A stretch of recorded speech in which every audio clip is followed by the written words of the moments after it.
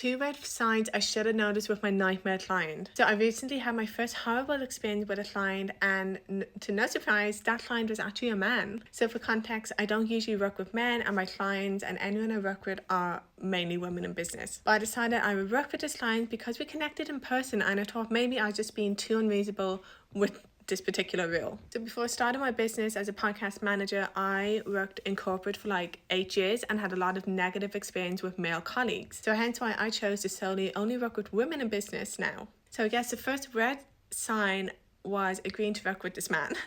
Not just any man, but a PT. And PTs normally have a bit of a bad rep, so I should have been a bit more cautious. The second red sign was that a few days later, he actually messaged me and asked what he was getting in return for his money. I'm sorry, but like, what the actual who just blindly pays someone and signs a contract and doesn't even know what they paid for? Not to mention that we spoke about this before in person, and the first page of my contract literally bullet points exactly what he was receiving for the money he just paid. Also, this client signed onto my editing package is pretty standard if you ask me. Anyway, I ignored my instinct, my past experiences, and my own business rules, and it cost me both financially and emotionally. Fortunately though, I've learned from this experience.